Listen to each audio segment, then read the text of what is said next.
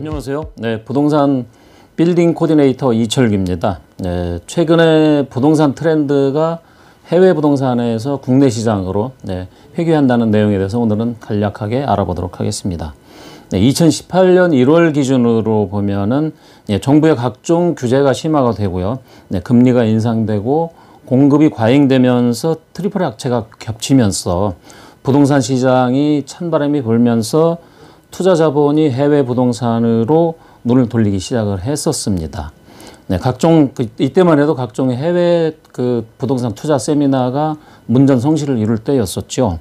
2006년도에 해외 부동산 투자 자유화가 이루어지면서 12년 만에 해외 부동산 투자에 관심이 급증했었습니다. 2006년도에 해외 부동산 투자 자유화가 된 거는 그전에는 해외 부동산 투자를 할 때 정부의 허가를 받아야 했었습니다만은 그것이 해제가 됐고요. 그리고 투자 금액 한도도 수차례 여러 번 완화가 되면서 지금은 거의 금액 제한 없이 투자가 가능해졌기 때문이라고 봅니다. 왜 해외 부동산으로 이렇게 눈을 돌리느냐 이유를 따져봤더니 서울의 강남 아파트 가격이 상승률이 약 한 6%나 7% 정도 되는 반면에 베트남이나 중국은 거의 2배 그리고 아니면 좀 더 많이는 약 한 300% 가까이 이렇게 상승하는 수익률을 낼 수 있기 때문으로 보는데요. 투자자들이 해외 러시가 본격화된 두 가지 이유를 들 수가 있는데 한 가지는 국내에서 이제 수익성을 더 이상 기대하기가 어렵다. 그리고 두 번째로는 정부의 중과세 정책으로 인해서 부동산 시장이 크게 매력이 떨어졌기 때문이라고 봅니다.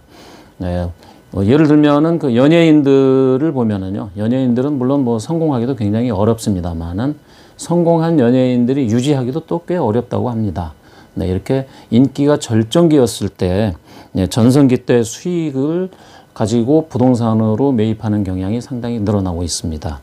예를 들면은 고현정 씨 같은 경우에는 필리핀의 콘도미니엄을 투자를 했고요. 그리고 송혜교 씨는 뉴욕에, 그리고 이수만 씨 같은 경우에는 거부답게 LA의 토지, 그리고 상가 건물, 그리고 스튜디오까지 구비한 그런 부동산에 투자를 했습니다. 권성우 씨는 호주에, 그리고 박상민 씨는 인도네시아에 이렇게 투자를 했습니다. 그래서 해외 부동산에 투자하는 부류층이 연예인뿐만이 아니고 증권사에서도 펀드를 모집해서 많이 투자를 했었죠. 그리고 자산가들까지 2018년 전 그때는 어떤 해외 부동산에 투자를 많이 했었습니다. 해외 부동산 투자의 그럼 이제 장점이 뭐가 있을까요? 보면은 새로운 투자 기회를 갖는다는 점을 들 수가 있고요. 그리고 수익성이 국내보다는 좀 낮다. 이런 점을 들 수가 있고, 또 포트폴리오를 구성하기가 좋다는 점을 들 수가 있습니다. 해외 부동산 투자의 단점이라고 하면은 아무래도 거리감이 있기 때문에 국내가 아니고 또 해외이기 때문에 지리적인 한계가 있을 수가 있습니다. 그래서 국내가 아니고 해외이기 때문에 또 유지 관리가 사실은 좀 어렵다는 점. 그리고 사고나 사기의 위험에 또 노출될 확률이 많고, 특히 또 해외에는 부동산 이 제도가 우리나라하고 많이 다르다는 점을 들 수가 있습니다. 특히 미국의 부동산 투자의 매력이라고 하면은 투자자 입장에서 보면은 취등록세를 내지 않습니다. 그리고 부동산 중개 보수도 매수자 입장에서는 없습니다. 이런 매력을 들 수가 있고요. 제가 얼마 전에 말씀을 드렸습니다마는 부동산 성공 신화적인 존재, 가수 박미 씨가 어쨌든 이분은 한 40여 년 부동산 투자의 내공이 쌓여 있는데 약간 지금 몇백억대 자산가로 지금 알고 계시죠. 이분이 책을 냈는데 이분이 부자를 만드는 부동산 투자 10계명 중에서 10가지 계명 중에서 오늘 간략하게 4가지만 간략하게 설명을 드리도록 하겠습니다. 우선 첫째로 부동산을 살 때 반드시 팔 때를 고려하라.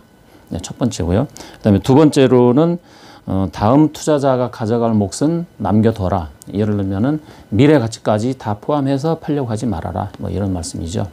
그리고 호흡이 잘 맞는 공인중개사를 선택을 해서 잘 활용을 하라. 그리고 네 번째로는 매물을 소개를 받았을 때 이것이다라고 판단이 되면은 가격을 깎지 말라는 박미 씨의 부동산 10개명 중에 4가지를 말씀을 드렸습니다. 그러면 지금 해외 부동산의 현주소는 어디냐?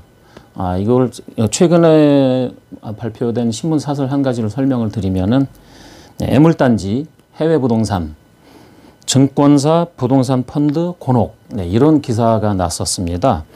지난 몇 년간 증권사들이 공격적으로 투자했던 해외 부동산 자산이 코로나19로 인해서 사실은 이제 비상이 걸렸습니다. 왜냐면은 코로나19로 인해서 이제 인구가 많이 움직이지 않으면서 재택근무가 늘어나고 온라인 수업이 강화가 되면서 유동화가 어려워졌습니다. 그리고 그러다 보니까는 임대 수익률이 떨어지죠. 임대 수익률이 떨어지면서 동반해서 투자 수익률 또한 상당히 많이 하락을 했습니다. 예를 들면은 S&P 글로벌 리츠 인덱스 같은 경우에는 1년 사이에 가치가 35%나 하락을 했고요. 국내 증권사 그 해외 부동산 투자 위험 노출 지수가 있습니다. 1년 사이에 거의 한 4배 가까이 위험이 증가했다는 점을 들 수가 있습니다. 그러면은 다시 이제 국내 시장은 그럼 과연 어떻게 변화할 것인가라고 예측을 해보면은 주식 시장으로 몰렸던 부동자금 거의 한 1,200조라고 지금 예상을 하고 있는데요. 이렇게 부동자금 1,200조가 다시 부동산으로 복귀를 할 걸로 예상을 하고 있습니다. 왜냐면은 주식 양도세 부과 대상이 전에는 10억까지였는데 지금은 3억으로 확대가 되면서 주식시장마저도 규제가 이렇게 강화되면서 다시 부동산 시장으로 눈을 돌리고 있는 형편이죠. 예를 들면은 그 리쇼어링이라고 하죠. 코로나로 인해서 리쇼어링은 자국의 기업이 이제 해외에 나가 있다가 국내로 다시 복귀하는 조건으로 뭐 세제 혜택을 준다거나 각종 뭐 규제 완화를 통해서 우리나라 자국으로 불러들이는 정책이라고 볼 수 있는데 예를 들면은 효성 같은 경우에서는 해외 그 베트남에 신소재 라인을 설치하기로 했었는데 베트남에서 국내로 회귀하기로 했고요. SK 하이닉스 같은 경우에는 용인에 120조를 투자해서 반도체 생산 라인도 용인에 유치하기로 했습니다. 오늘은 여기 그 해외 부동산이 국내로 다시 회귀한다는 내용에 대해서 말씀을 드렸습니다만은 세상의 모든 물건의 가치는 수요와 공급의 균형에 의해서 사실은 이루어집니다. 이렇게 해서 직장이 많이 몰리면은 거기에 따라서 사람들이 많이 몰리겠죠.